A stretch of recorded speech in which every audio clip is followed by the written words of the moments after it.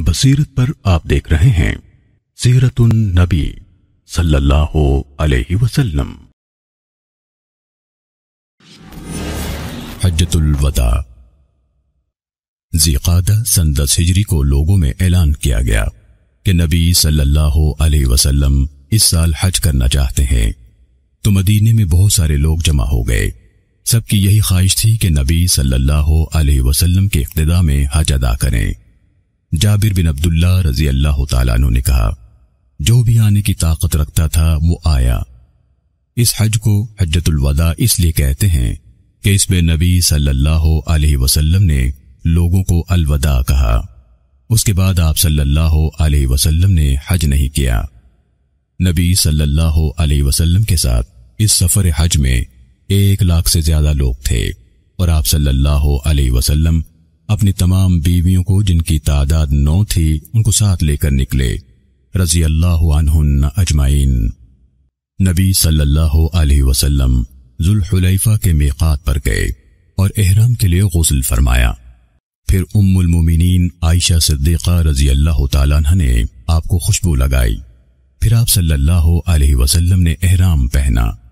میرے ماں باپ آپ پر فدا ہوں۔ ذوالحلیفہ کے میقات میں ابو بکر رضی اللہ تعالیٰ عنہ کی بیوی اسماء بنت امیس نے اپنے بیٹے محمد کو جنم دیا، تو نبی صلی اللہ علیہ وسلم نے انہیں حکم دیا کہ وہ غسل کر کے کپڑا باندھ لیں اور احرام میں ہو جائیں۔ نبی صلی اللہ علیہ وسلم نے تلبیہ پکارا اور آپ کے ساتھ صحابہ کرام نے بھی۔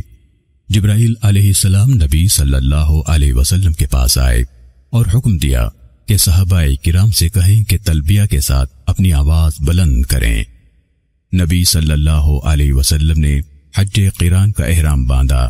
جب آپ صلی اللہ علیہ وسلم مقام صرف کے علاقے میں پہنچے تو حضرت عائشہ رضی اللہ تعالیٰ عنہ ایام سے ہو گئیں، تو نبی صلی اللہ علیہ وسلم نے ان سے فرمایا، طواف کو چھوڑ کر وہ تمام کام کرو جو ایک حاجی کرتا ہے۔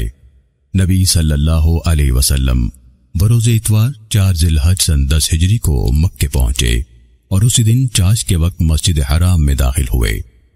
مسجد حرام میں آپ باب عبد مناف سے داخل ہوئے، جو بنو شیبہ کا دروازہ تھا، جو آج کل باب السلام سے مشہور ہے۔